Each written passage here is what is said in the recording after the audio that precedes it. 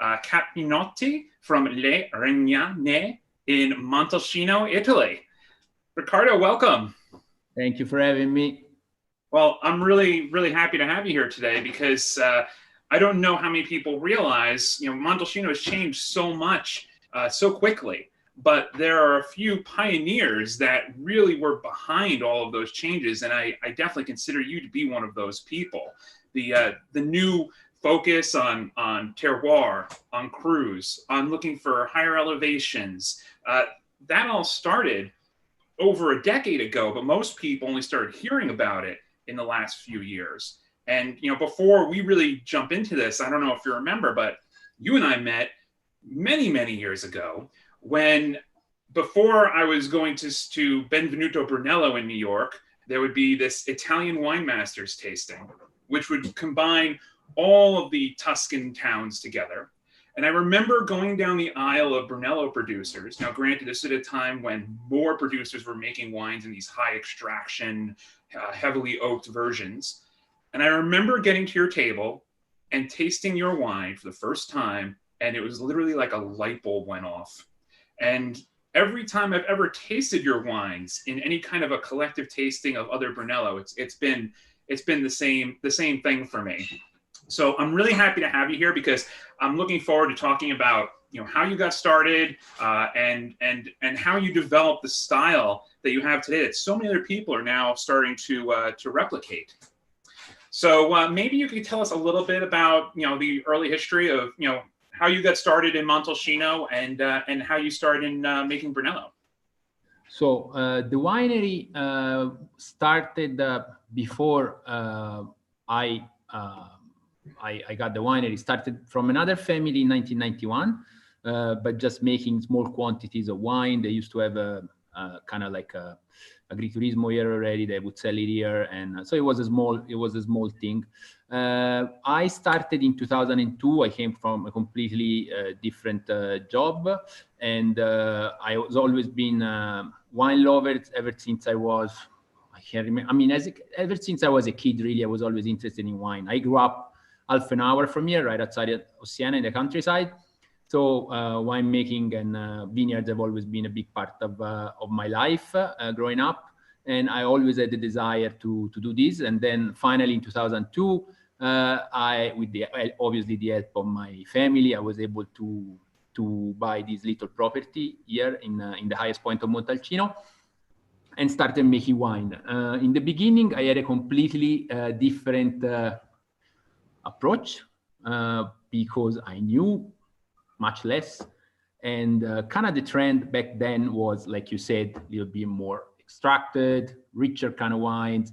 So the idea was to do wine a little bit follow that trend. So the first couple of vintages I used small barrels, tried to do a little bit more easier to drink style of wines. To quickly find out that I did not like them at all. What's that? When was that change that you realized that you didn't like 2004, really. So I started.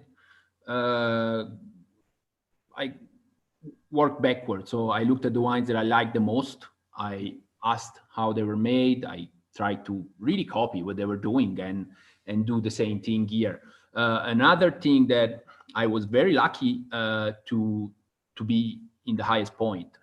Back then, it was considered to be kind of a not very good place because it was too high, it was too cold.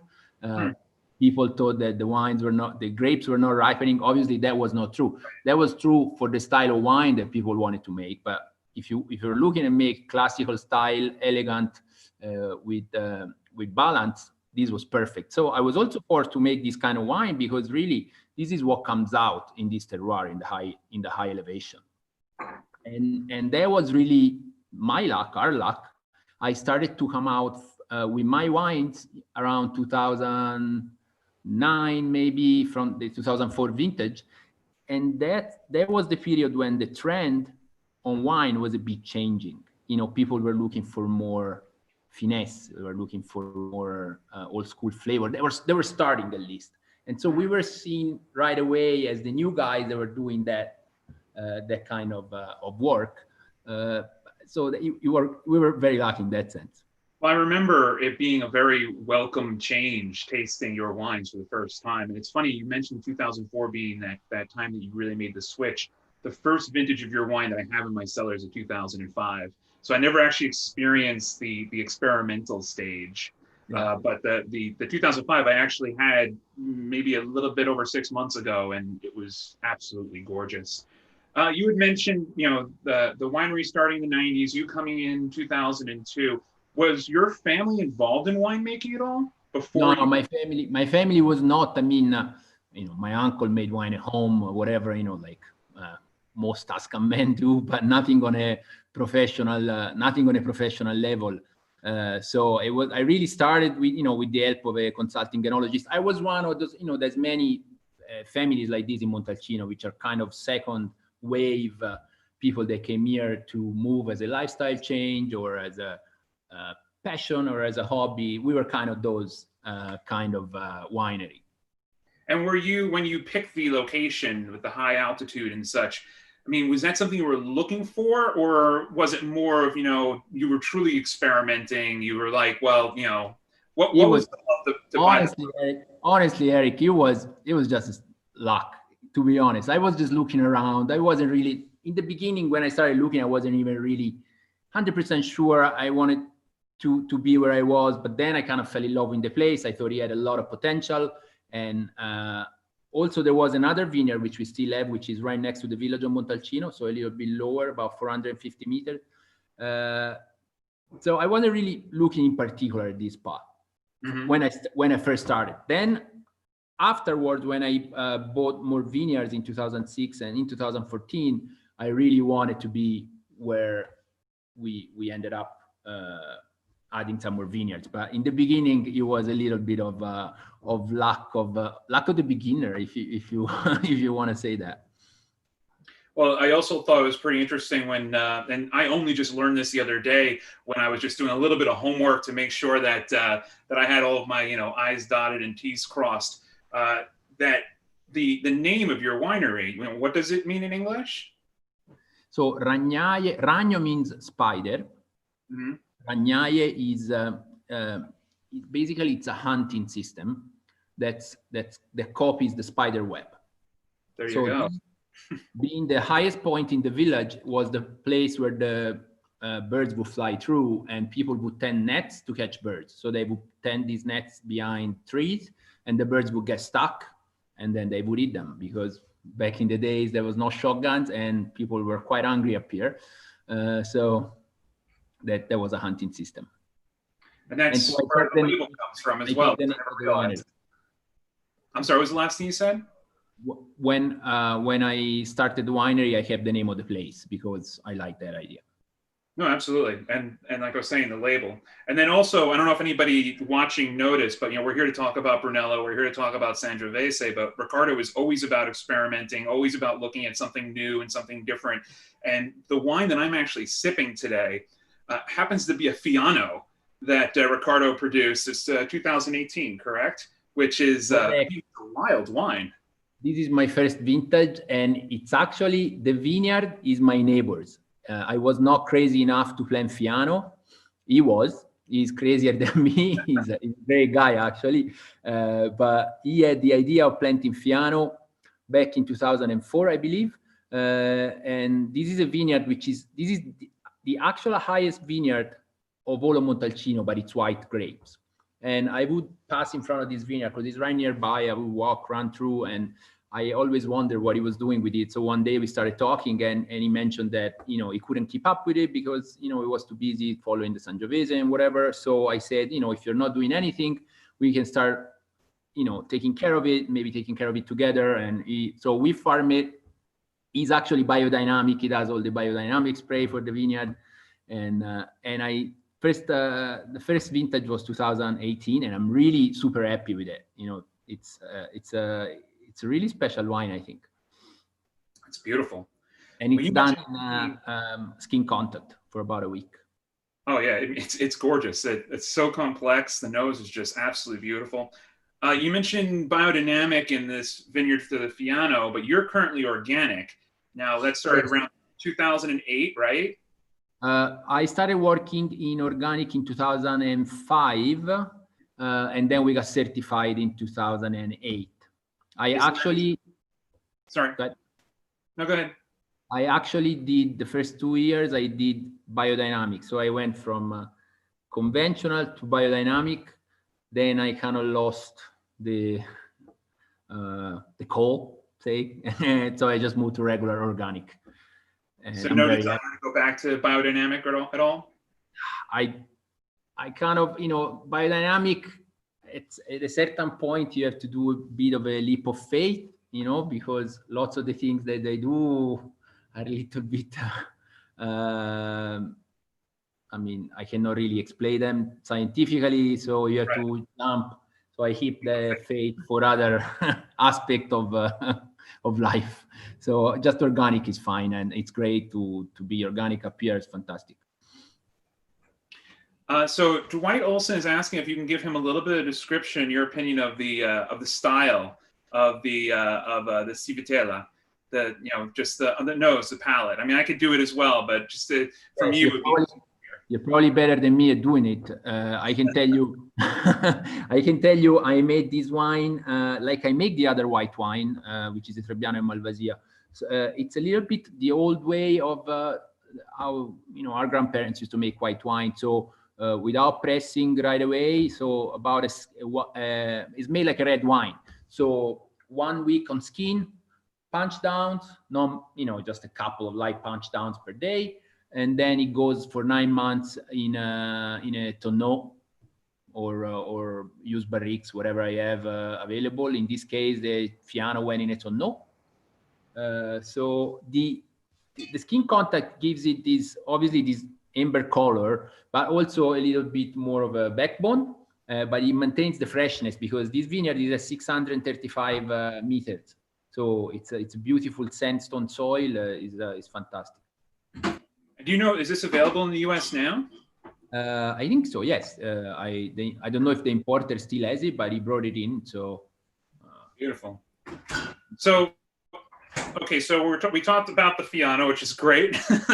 I'm really happy we got that because it is certainly very exciting and doing it. But now to kind of focus a little bit back on Brunello, Sangiovese, and such. So you started with one vineyard, and that's one of the highest elevation vineyards, 2 vineyards, I'm sorry. And you have since expanded. So can you tell us a little bit about the original vineyards, and then about where you expanded into and why? So the original vineyards, the biggest part is here right outside of the cellar. Mm-hmm. Le Ragnaie, which is the Passo del Lume Spento area. It's the highest point of all of Montalcino, and it's in the southwest side of Montalcino. So we're about 3 minutes from the village, so it's very close to the village, and it overlooks towards the sea. So you get the sea influence in terms of winds, and it's also the soil is of sea origin, so it's sandstone, essentially. Sandstone, it's very sandy on top, and underneath it's rock right away. It's it's a rock that chips really easily. So here we are between 540 to 621 meters. Then I had the vineyard of Petroso. Petroso is next to the village of Montalcino, right below the area where the fortress is. So if you go down from the village, it's right there. So we're still at 450 meters. The soil are similar. It's a little bit no, it's also sandy, very sandy, a little bit warmer maybe, but also gives us very elegant wine, very balanced. Mm-hmm. After that, in 2006, I was looking to expand a little bit more because in the beginning we were quite small. And I always had this idea of experimenting with different areas if possible. And I was able to find a great vineyard in Castelnuovo dell'Abate. So between 2006 and 2008, I bought 2.2 hectares in Castelnuovo dell'Abate in three different small patches at different altitudes. Mhm. And then in 2014, I purchased the vineyard in Montosoli, in the Montosoli area. That was really good, Totally. and with the idea of doing a single vineyard there. So, And so up until just recently, all of these vineyards were used together to go into your Brunello. And then, yeah. sorry. Yeah, I started the single vineyards in 2007. Okay. So in 2007, in 2006, I used the vineyard of Castelnuovo dell'Abate also for the regular Brunello, and the VV for the regular Brunello. But when we were making the wine, obviously I realized right away the incredible differences between the two terroirs. Mhm. And because I always had the passion, I mean, not always, but I already back then I was very in love with Burgundy and Le Langhe, you know. So I love the idea of single vineyards or cru. And so I thought about doing the same thing over here, because it was completely, you know, the difference was night and day between the two vineyards, and they were both great. So I decided to keep them separate, do the same job in the cellar, so that the only difference was going to be the terroir. And from the 2007 vintage, I started making the single vineyards.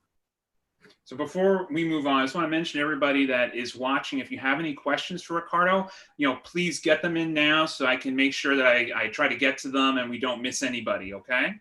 So Riccardo, just kind of going back to the original vineyard. So from the original vineyards, you make two wines, correct? You make the Brunello, right? And then you also make the VV, the Vecchia Vigne? Correct. And what separates those two wines? So basically, the Brunello, so the way I work is first I do the 3 single vineyards, and then everything else of the Brunello grapes I use for the Brunello. So I mean, meaning that I make 1 barrel each of the single vineyards, and whatever is left also goes into the Brunello. So a little bit of the VV, a little bit of the Fornace, a little bit of the Montosoli still goes into the regular Brunello. Plus I use also all the other vineyards. So other vineyards here, Le Ragnaie, vineyard of Petroso, another vineyard in Castelnuovo. So the Brunello is really a reflection of the vineyards that we have around Montalcino, the white label. Whereas the other one are expression of the site specific. So the VV is really the high elevation, original site, Correct. old vines. Correct. From that location. Correct. The VV is the original vineyard of the winery. We call it Vigna Vecchia. This is why the name VV. And it was planted in the late 60s by the former owner. And it's just a great spot because it's 600 meters. It's very cool nights during the growing season, warm days. It's just beautiful. It gives us always wines of great finesse, but because it's less production, is lower yields, it also gives a good bit of concentration in a good way. So we're very happy. Well, okay. So speaking about 600 meters, something I think is really, really interesting is now you're able to make a wine from even higher elevations, correct? The Passo del Lume Spento. Correct. Can you talk a little bit about that? Because that sounds really exciting to me. So in 2012, I planted a new vineyard, which is Passo del Lume Spento, which is the highest vineyard for red grapes in Montalcino. And it was the year my daughter was born. So I like the idea of being able to plant a vineyard when she was born. And until 2016, the limit for Brunello and Rosso was 600 meters. So anything above 600 meters, I was not able to battle as Rosso or Brunello. So this is why in the past I made a Chianti Colli Senesi. I also make an AGT Sangiovese, because some of the vineyards were not inside the limit for Rosso or Brunello. And it's also why in 2015, with the 2015 vintage, the first vintage of the Passo del Lume Spento, I released it as IGT. But this is also another single vineyard, and in the future, I might battle there as Brunello as well. And how large of a production is that? So the first vintage, I only made one barrel that was 20 hectoliter because very little production. And now is around 40 hectoliter maybe last year. So it's getting to a nice level. Yeah. Well, it's interesting to me now because we're talking about going higher and higher in elevation. You know, certainly something that you were a pioneer of in this region, and your wine's always standing out for. I mean, to me, they've always been more mineral. They've been a brighter expression. It's really classic Sangiovese fruit. I'm wondering where your inspiration came from, because you mentioned that you were really into wine before getting into winemaking. You know, where are you looking when you're looking to drink something that's not from Montalcino? What is it that inspired you? Unfortunately for my wallet, I look I look at Burgundy. Obviously, that's really my passion. Lately, of course, it's become quite challenging to drink good barrels for obvious reason. And also in Italy, I look at Piedmont, northern Piedmont, and Langhe, because what I like most in the wines, in the red wines, in this case, it's the finesse and the balance. I like that sensation of having complexity but without too much weight. And obviously this is what I try to do as well with our wine. You know, sometimes it's not possible because some of these vintages lately have been quite warm, but you know, the objective is always there. So it's been challenging, so you have to be picking a bit earlier, trying to be careful with the yields lately, not going too low on yields because you get too much concentration. But you know, the idea is to have something that it's complex but easy to drink. I think you certainly achieved that. No, absolutely. Thank you. You know, also I remember hearing that this is a family-run business. You started this with your wife Jennifer, right? Yes. And I mean, was she into wine as well? Not as much as me, but she has a much better palate and nose than I have. Absolutely. And so she's still in the mix at the winery? I mean, yes, she helps me, especially we also have, I'm actually right now in the reception, we also have a very nice agriturismo, so she also helps me a lot with that. Absolutely, it's beautiful. Now, I had to show this picture, everybody. I just thought it was absolutely gorgeous. This is your nice. Thank you very much. Yes, this is my daughter. Now she's a bit older, but yeah, she's in the vineyards here. She loves to go in the vineyards. Beautiful family. Thank you. With everything that's been going on, have you guys had to change a lot of the way that you've been working with the current circumstances, and as things are starting to lift, is it getting easier? Well, it's getting easier now, but in the beginning it was very tough. Obviously, because agriculture was considered an essential part of the economics, we were able to work throughout. So I was able to get out of the house, go to work. That has been very helpful also for me. But it was difficult. I mean, in the vineyards, nothing changed much. You don't have, because you're open air, but in the winery, you have to wear masks. We battled one time, everybody was wearing masks, and it's quite hard. We are reopening the bed and breakfast on Saturday, and we have all the like sanitizing gels everywhere, mask and gloves. It is a bit tough. And obviously the village, as you know, is the economy of the village is mainly based on wine, of course, but also wine tourism.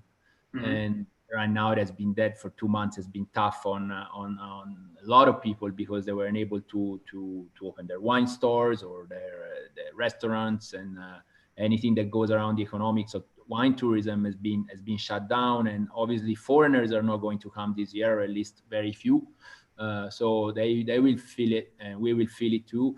But slowly we're starting to get back to normal. Restaurants are reopening as of last week, so we're getting there. Has the 2020 vintage been good to you so far? Yeah, so far so good. It's actually, obviously it's early to say, but it's okay. It's a bit dry, I have to say, a bit dry. It's a bit warm right now, but it's looking good.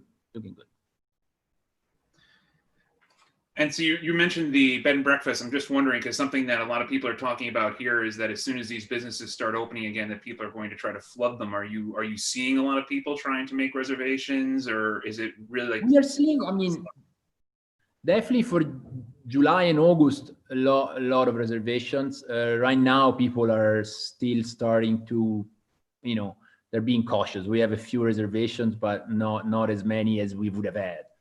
But I'm hearing from people that have restaurants also in other parts of Tuscany that they're working a lot. So that I think people are very happy to go back out. And I think that people will want to come into the countryside because they think of it as being safe and clean and good quality of air. So that should be good. Well, considering your location and how unique it is in Montalcino, I'm wondering, you mentioned it's been a bit warm, it's been a bit dry. How have you been dealing with global warming? Is that something that you're heavily affected by at these elevations? Well, yes, because also at these elevations you start having a bit of problems. Obviously, less than in the lower parts. Keep in mind between my highest vineyard and my lowest vineyard, there is almost 450 meters difference.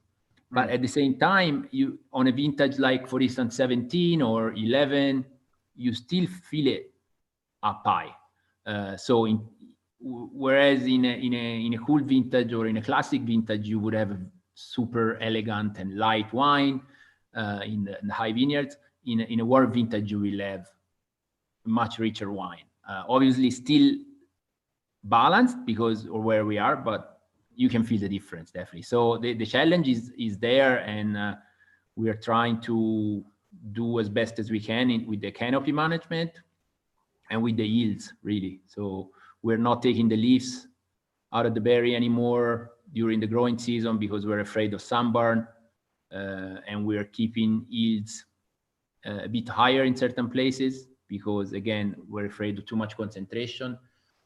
So it's a bit of every year we know more, but it's definitely the trend is definitely there, as you know. I mean, the last 15 vintages, if you look at them, most of them have been warm to really warm. Absolutely. And you're certainly, you benefit from having a style already that adds so much finesse to wines. That's, I'm tasting your 15s. You would never know it was from a sun-kissed vintage. At least, for me. I mean, yes, they were a little more forward than I would usually expect right out of the gate, but still so balanced. So this picture that we have up right now, you sent me, what are we looking at here? Because I'm interested in your vineyard management. You talked about organics and such. There's a whole lot of flowering between the rows here and such. So can you talk a little bit about what we're seeing here and what you do in the vineyards? This vineyard here is near the cellar. We are. This is maybe 6 or 5 years ago. It's because now I keep grass there all the time. In the beginning, I used to do rotating cover crops. So as you see, one row, the one on the left is just grass, and the one in the middle, I would plant fava beans. So this is a field basically of fava beans, and they are in bloom right now. So these the fava beans, they help enrich the soil with nitrogen, and they also help with the structure of the soil. So we still plant them in the lower elevation site right after harvest, around October, November, and then they grow in the spring. And then when the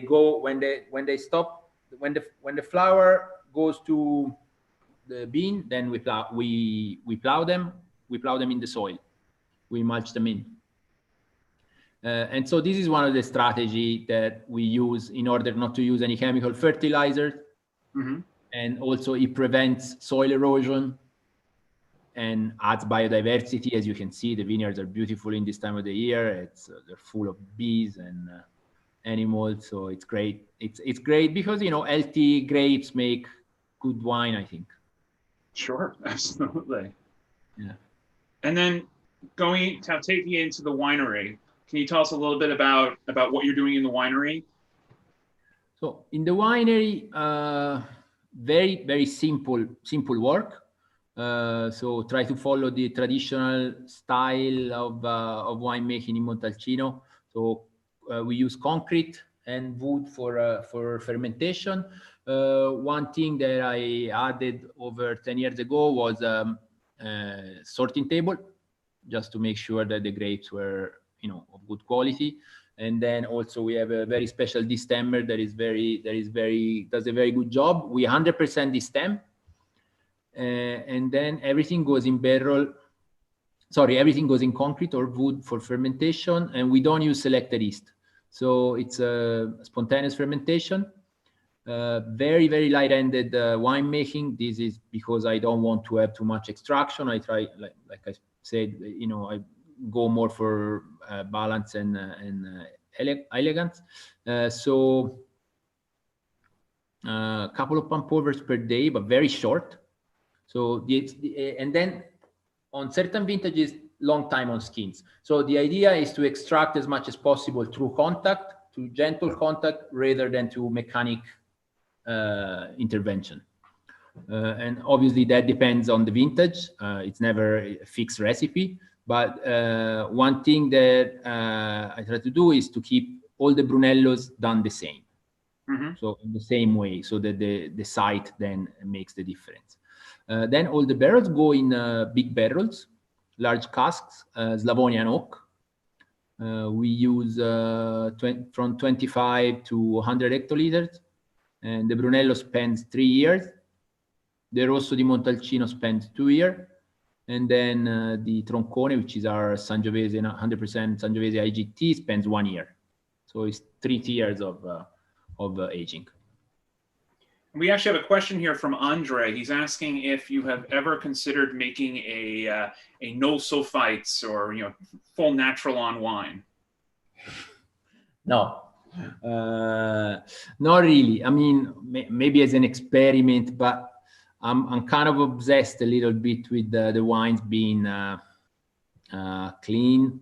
I'm not saying that people that work with no sulfites don't make clean wines. Sometimes they do, but my wines, thank God, they are sold in several countries. They travel. I just want to make sure that when people spend money, they have a sound bottle of wine. Obviously, we try to use the least amount possible. It's not that sulfites are something you want to, eat with the spoon. I mean, obviously, but we use as needed. We use as needed. Well, I mean, I can tell you there is a big misconception, specifically in this country, of just how much the sulfites in wine affect a person. And Correct. There's a lot of misinformation out there about it. And just like you mentioned, you don't want to be eating it with a spoon, but if you buy a bag of dried fruit, you're getting peanuts than drinking a bottle of wine. Absolutely. Certainly. And then sometimes people tell you, "Oh, I got a headache." And then I'm like, "How much you drink?" "I drank a bottle of wine." Like, that's not the sulfites. That's because, you drank 2 bottles of wine by yourself. That's the headache.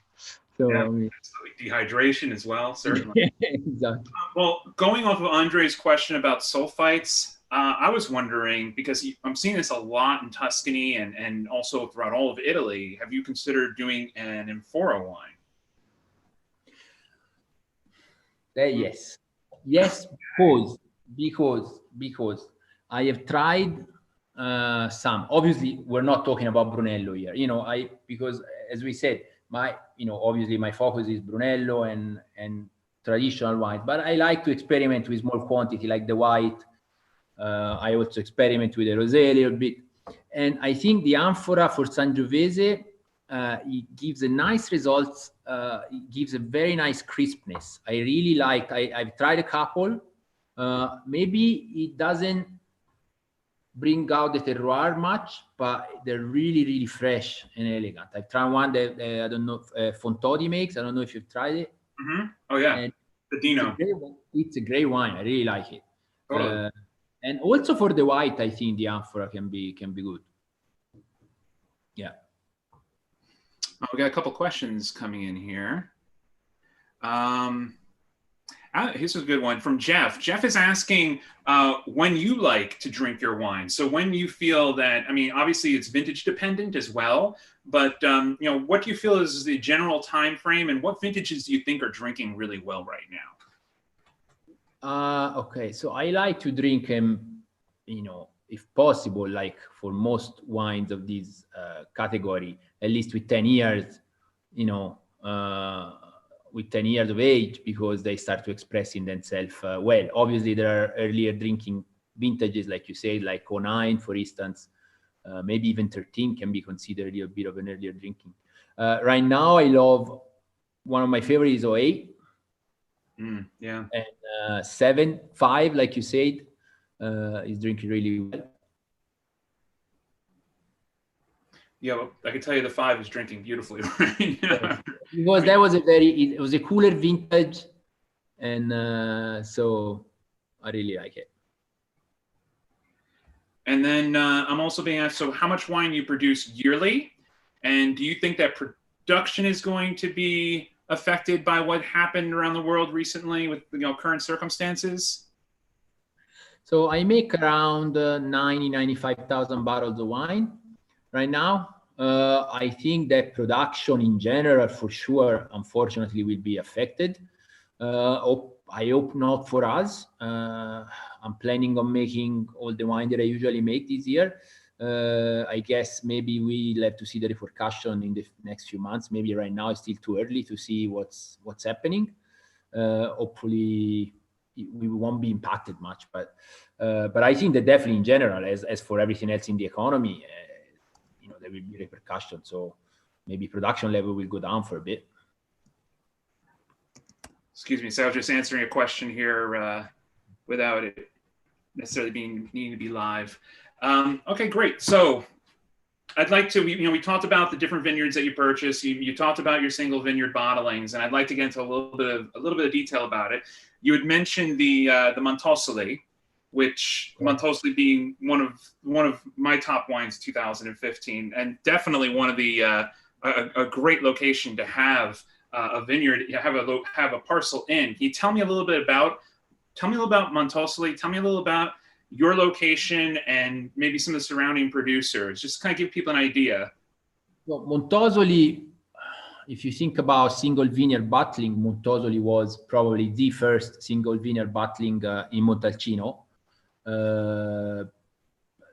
In recent history, obviously the Altesino bottling of, I think, is 1970 or something like that, was the first, I think, single vineyard in a Brunello. But also the history of Montosoli goes back as a vineyard area centuries, and it's a hill. It's a special hill in the north side of the village. We're about 350 meters elevation, and you have sun all around. So it's a very sunny area. It's a beautiful terroir. So you have the combination of coolness of the north side, but also the sun gives it a little bit more of richness. So you have it's a very balanced wine, and in our case we are in the lower part of the hill in an area called Casanovina Montosoli, which is right next to Baricci, right after their cellar. So it's in the same area as their cellar.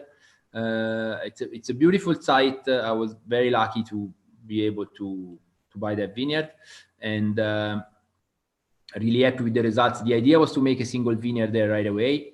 I mean, not right away, maybe wait and see how it worked, but I was happy with the result from the first vintage, and 15 was the first vintage. The soil is a bit of a combination. There is galestro here, which I think it's a schist in English, something like that. There is also clay and a little bit of sandstone. Is a good combination, and the wines have a more animal character. They're rich, but they also have the elegance. So it's a very good, fantastic place. It seemed that Montosoli in general performed very well in the 2015 vintage. I mean, Correct. from producer to producer. Correct. Yes. And yes, then, there are some great producers there. I mean, obviously there's Baricci, Altesino, then Petroso also make a Montosoli. You have Canalicchio di Sopra there. So it's a good... and in the future, more people will come out with the Montosoli bottling. So that will be interesting. And now, kind of going south, I put this map up that shows all of your different vineyard locations around Montalcino. Actually, yeah, you mentioned you're like, oh, I wish it was a better map, but I absolutely love this map. I'd like to have this on my wall. So now going to the south, all right, Castelnuovo dell'Abate, and you have your Fornace bottling. Can you tell me a little bit about that vineyard and how it helped you in 2015? Because yet again, people think south, but this certainly doesn't come across to me as a warmer wine than the Montosoli. Yeah, 15 was challenging in Castelnuovo. Here we are, this is the high part of Castelnuovo. So we are at 420 meters. So it's south, but it's definitely warmer than the Ragnaie, but it's not warm as some other areas of Montalcino. So here we are right next to Mastroianni.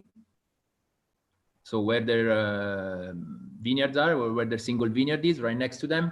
The soil is there's more clayer, and this used to be a lake bed. So there is round stones in the vineyard. Usually we get wines that are richer here, obviously a little bit higher pH, more round. But in the last few vintages, I've been very cautious because there is a risk of exaggerating here in terms of structure and extraction. So higher yields than normal, and also earlier picking to keep the freshness. So again, it's never a fixed recipe. It's always about finding the right balance, hopefully on a given vintage. And 15, it was great quality, but it could be warmer, no? Well, I know this is like picking between your own children, but I have to ask you, do you have a favorite Brunello of yours from 2015? From 15, right now is the Montosoli. Right now. In the future, it might be Vigna Vecchia, but right now is Montosoli. I think he has a great character. He stands out also because it's very different from my other wines.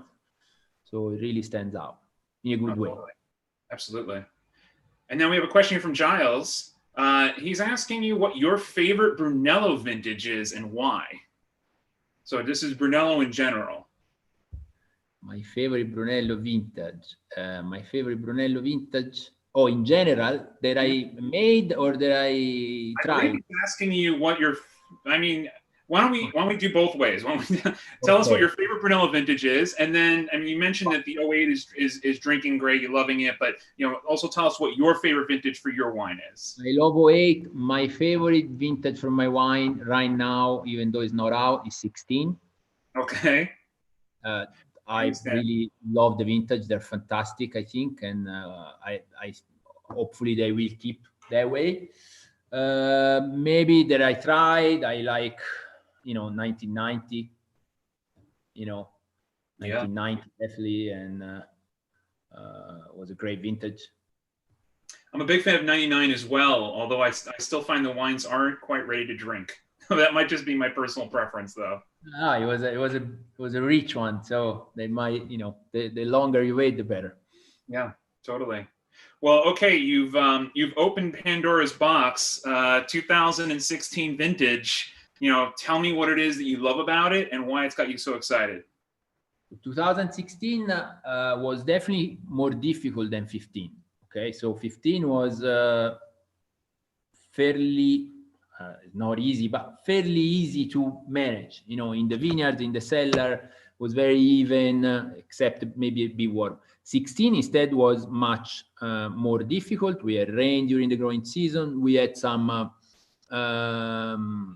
problems during the latest ripening period, so more rain and mold. So we had to throw away a good bit of grapes, but the results was fantastic.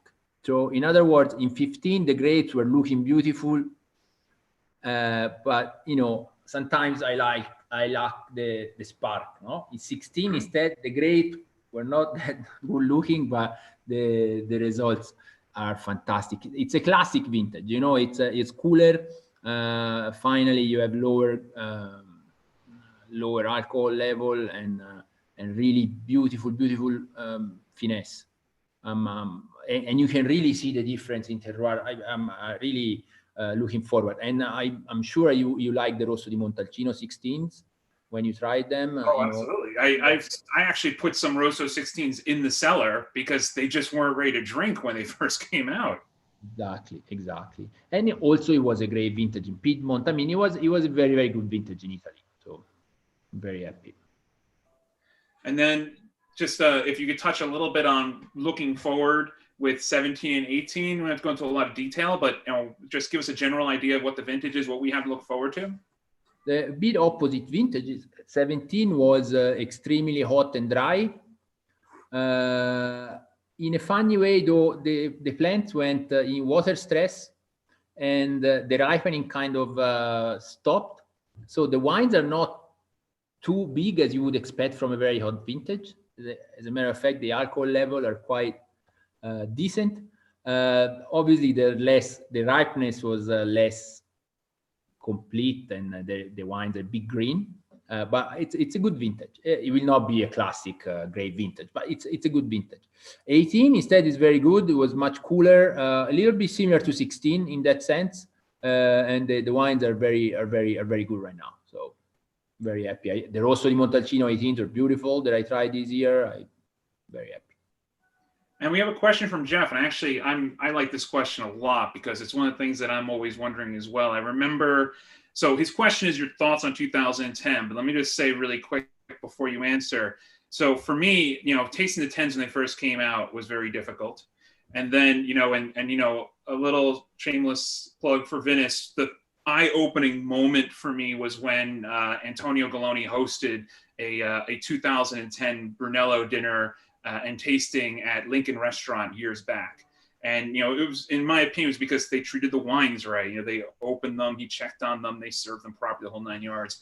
And that was after that dinner that I went back and ended up filling my cellar with 2010s. What are your thoughts about the vintage? How do you think it's coming along? How long do you think we have to wait before we start cracking open bottles? 10 was a perfect vintage. Everything happened at the right time. The wines are great. The average quality is incredible in Montalcino in 2010. I think the wines are, you can start opening them already. It's been already 10 years. Obviously, they will benefit from time. It's a beautiful classic vintage. It was not too, it was beautiful to drink, I think, because when wines are really good, they're also nice to drink when they're young, but not necessarily an early drinking vintage at all. So you have to wait. They can live on forever. It's just a fantastic vintage. Do you think it's going to be a similar situation to, like I was saying, with 99, where I'm still waiting for the wines to come around 20 years later? No, I think 10 maybe a little bit more expressive, than 99. Beautiful. And then you also talked about a couple other wines in your portfolio. You mentioned the Rosso. And one of the questions that I always like to ask Montalcino producers, because there's so many different ways this question gets answered, is where you get your fruit for your Rosso. Is it a vineyard parcel? Is it a selection in the winery? How do you decide what is the Rosso? Where is it coming from? So until 2016, I actually had vineyards. I leased about 5 hectares in Castelnuovo dell'Abate, and I used a good part of those for Rosso. And also, it could happen that I would downgrade some of the one that I thought that it was going to be Brunello, but then for whatever reason, it wasn't really expressing. So there's a bit of both. In 2017, I used all the fruit from Castelnuovo dell'Abate, including Fornace, for Rosso. So it can be both. It can be a special vineyard, or it can be a decision at harvest time. We don't really have, after we got taken away the vineyard in Castelnuovo that I only use for Rosso, now is a little bit of a mix. But obviously, keep in mind that I only have 6 hectares under Brunello. Okay, so that's 1/3 of the vineyard. Everything else, I have a lot of good grapes that don't make it in Brunello. So the quality, I also have lots of good grapes for Rosso. So I really put a lot of attention in it, and I try to make the best Rosso I can. It's never like whatever's left. kind of wine, you know. Oh, that's always the answer I like to hear, definitely. And you could certainly tell when tasting that wine. It is certainly one of the Rossos that you can always get a gauge on upcoming vintages by tasting and get a good feel for what's coming. And then you also have another white wine besides the one that I have today. You have a Bianco as well. Can you tell us a little bit about that? So you don't hear a lot about Montalcino producers making a lot of white wine. I think it's actually very interesting. It's not a lot. It's only 2 barrels, one of one and one of the other. But yeah, it's and you're drinking it today, right? That's what you have in your glass. Yes, right. It's Trebbiano and Malvasia. So in Castelnuovo dell'Abate, a portion of the vineyards was Trebbiano and Malvasia, quite old vines, as a matter of fact, that they used for Vinsanto before. And so I started vinifying it dry. The first vintage was 11, and then I did it again since 2016. Always the same style, so old way, skin contact for 1 week and 9 months in barrel. Also because, to be honest, I don't think it's very difficult to make in Montalcino a white wine in a fresh way, you know. This kind of winemaking gives a little bit of backbone. Obviously, it's richer, but I think that if you try to make something that is fresh and elegant, it's difficult because it's too hot for white wine, I think. And when was the first vintage of that wine? 11. And do you recommend letting them mature a little while, or? Yes, absolutely. They are great when they're older. Yes. Yeah. So I'm wondering, for you, obviously you've established yourself in Montalcino, but I always love to hear from winemakers you can't pick Burgundy. if you could pick another region to make wine in, or a varietal to work with in that region, what would it be? Not Burgundy. Not Burgundy. No, not Burgundy. I would say, being realistic, because, obviously I would love to go work, but, sticking to what I know better, which is Sangiovese, I would say Radda and Chianti. Radda and Chianti is a fantastic place for Sangiovese.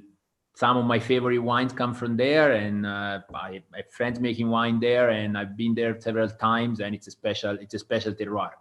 It really is. Does anything have to do with, obviously Brunello needs to be 100% Sangiovese. Is there any kind of desire to want to blend in other grapes to change maybe the textures or the approachability, or, as you would be able to in Chianti? Does that have anything to do with it? No, I would do Sangiovese there too. No, absolutely. For 100% Sangiovese also there. Yes. I just think it's a special terroir, very, very, I like the elegance there. It's a cooler part of Chianti. The wines are very beautiful. Are there any varietals that you would ever want to experiment with in Montalcino? Like other red varietals besides the whites that you're working with? You know what? I think Grenache would be good, especially in the high elevation. Well, we're certainly seeing a lot of really good high elevation Grenache popping up all around the world. That's exactly. For sure. I went to Sardinia last December, and I saw some high elevation Grenache, some old bush vines. Incredible. That's another great place. I saw some incredible places there. Yeah. That's actually something I would love to see. I only was recently exposed to higher elevation Grenache coming out of Spain. Yes. It was a total game changer for me. Beautiful. Yeah, I think so. But I will not plan Grenache. But anyway. Not even a small parcel? You know what? In a way, Sangiovese comes so well here that I understand people, obviously, they want to experiment, and sometimes you get bored doing the same thing. So that, I guess, also why I make a little bit of the white. But I mean, we're so lucky with having such a great terroir for Sangiovese that, and these experiments, they take such long times, You don't want to be 20 years down the road and be like, why did I plant Grenache? Right. Well, I mean, but we've certainly seen in Tuscany some happy accidents that occurred because certain varieties were planted, and Absolutely. I mean, some of my favorite Cabernet Sauvignon is being made by Chianti producers that no longer add it to their Chianti, but Yeah. now make Cabernet Sauvignon. Yeah. So can you tell us, are there any big plans for the future, or any little secrets, anything you can let us know about your plans going forward? Any new vineyard sources, anything coming online? No, not really. Nothing. Nothing major. I planted more white 2 years ago, Malvasia. So that will be coming along at some point. So a little bit more white. Are there any dream locations within the appellation, within Montalcino, that you would want to find yourself making wine from? I like very much two areas. That one obviously is Sesta,